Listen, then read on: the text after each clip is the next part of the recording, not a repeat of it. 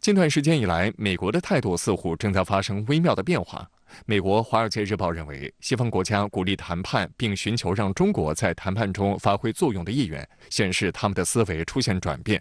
当中，美国的转变尤为明显。乌克兰总统顾问阿列斯托维奇也表达了他的一个直观感受。他说，美国提供的援助可能是有限度的。美国总统拜登2月闪电访问基辅时，只带去5亿美元的伴手礼，就很能说明问题。近期，五角大楼泄密文件也显示，乌军的防空导弹将在5月底耗尽。还有乌克兰媒体抱怨，美西方承诺援助的超过800辆坦克，现在只运到了200多辆，因此原本计划的春季攻势不得不作罢。另一个值得观察的窗口是美方对关于政治解决乌克兰危机的中国立场文件的态度。在2月底，中方发布这一立场文件的初期，美方表现十分消极。美国国务卿布林肯甚至抹黑，声称中方不能脚踩2条船，满满的酸葡萄味儿。3月下旬，布林肯竟然还鼓吹国际社会必须拒绝一切俄罗斯在中国支持下要求乌克兰停火的举动的谬论。但到了5月3号，布林肯主动在华盛顿邮报主办的一场活动上给中方立场文件点赞，又说中乌领导人通话是一个积极的进展，还表示中国是一个有重大影响力的国家。我们对于美国方面的一些表态，包括所谓的给中国点赞，不能够把美国想得太好。其实呢，在布林肯谈到中国的立场文件的时候，我们会看到美国是有它的盘算的，美方的操作是要把更多的责任甩向中国，甚至呢把中国作为一个当事方，试图呢使大国竞争的过程当中，再把俄罗斯已经推到对立面的时候，再把中方也推到对立面，形成对中国的更紧密的合围。有观察指出，随着欧洲大国纷纷表态支持中方派特使斡旋俄乌冲突，美国面临的来自于欧洲盟友的压力也越来越大，因此美方也势必做出一些回调。大家要看到的是，在西方世界其实是有复杂的声音的。一方面呢，所谓的反俄的政治正确依然存在，但是呢，我们不能忽视的是，在欧洲内部，包括法德等国家，他们在谈到乌克兰危机的时候，认为现在冲突不断延续，所谓的乌克兰方面取得最终的胜利，可能是一个不可能完成的任务，可能会在双方精疲力尽的时候形成某种停火的态势。但是呢，这种脆弱的状态仍然可能随着矛盾的累积进一步的爆发。所以最终呢，现在很多的国家认识到，回到谈判桌上，通过政治方式解决是最终的出路。这与中方提出的方案是高度重合的。但美国的冷战思维依然严重。据美国福克斯新闻8号报道，美国计划再向乌克兰提供12亿美元军事援助，这部分资金将用于帮助乌克兰对无人机、火箭弹和地空导弹等武器进行防御。值得注意的是，布林肯近日说，斡旋俄乌冲突的任何此类外交努力的前提都是乌克兰在战场上取得胜利，这样才可能使得基辅在谈判中处于更有利的地位。在美国以及美国不断的催促盟友向乌克兰提供武器装备支持之时，所要达到的目标并不是迅速地解决乌克兰危机，而是把乌克兰作为对俄罗斯进行消耗的前沿。而这种做法从根本上来说是符合美国大国竞争的目标的。而美国在利用乌克兰危机的过程当中，形成的是对欧洲安全格局、能源格局、经济格局等一系列方面的所谓的主导权，让自己的盟办体系更多的服务于美国大国竞争的目标。所以呢，这样的一种走向，并不是走向和平稳定的一种走向。当地时间5月9号，俄罗斯举行今年卫国战争胜利78周年红场阅兵，俄总统普京出席阅兵式并讲话。他在讲话中称，一场针对俄罗斯的真正战争已爆发。今年的胜利日阅兵是在俄乌冲突延宕、克里姆林宫遭无人机袭击的情况下举行，规模较往年有所缩小，但仍有超1万名军事人员和125件武器装备登场。据俄媒报道，普京在红场上的讲话，首先祝贺俄罗斯迎来了卫国战争胜利纪念日，表示这是一个为我们父辈和祖辈庆祝的节日。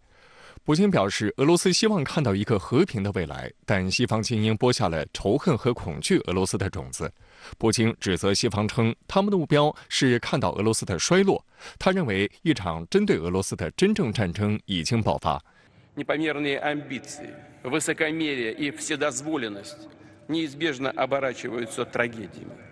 Именно в этом причина катастрофы, которую переживает сейчас украинский народ. Он стал заложником государственного переворота, и сложившегося на его базе преступного режима его западных хозяев, разменные монеты в реализации их жестоких, корыстных планов. 普京宣布为战死者默哀1分钟。他表示，决定我们祖国命运的战争总是具有民族性和神圣性。普京认为，只有俄罗斯仍然忠于第2次世界大战的成就，而西方却忘记了是谁打败了纳粹。他强调，自己为参加在乌克兰特别军事行动的士兵感到自豪。За победу! Ура!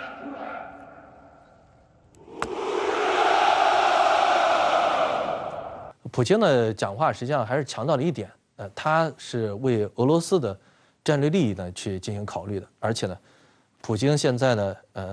现在所说的俄罗斯在乌克兰进行的特别军事行动啊，是为了让乌克兰呢去纳粹化嘛，去对俄罗斯所能够构成的威胁，他是要把这些打掉。同时呢，还可以看出就是普京呢还保持的比较大的克制。在目前的情况之下呢，他并没有说要把整个的特别军事行动给升级，还是呢保持目前的这种状态。这实际上也就是可以看出，俄罗斯呢在很大程度上保持着一种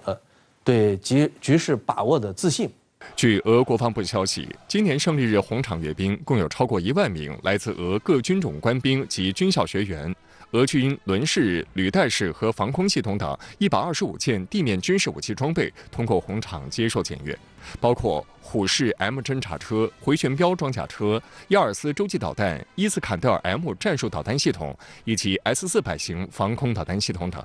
不过总体来说，今年的阅兵规模较往年有所缩小，而且由于前不久克里姆林宫受到无人机攻击，因此取消了空中阅兵环节。此外，俄库尔斯克州、别尔哥罗德州、卡卢加州、奥廖尔州、普斯科夫州等地出于安全等因素考虑，取消了胜利日阅兵等大型群众活动。有报道称，俄方今年的胜利日阅兵式安保措施尤其严格。俄总统办公厅向媒体发放的报名回执信息显示，参与报道记者需在9号当天的6点到8点于指定地点统一乘大巴前往红场。携带专业设备的人员需要提前约1小时进行安检。此外，记者获得媒体证件后，也不能像往年一样提前进入红场拍摄。参加阅兵式的军车队及各种武器装备途经的道路也将被封锁，不允许民众过于靠近观看。规模缩减的话，主要原因呢还是俄罗斯考虑的一个安全方面，另外一方面呢就是厉行节约嘛。安全方面呢其实很好想，武器呢少了。在组织安保方面相对来说就比较容易。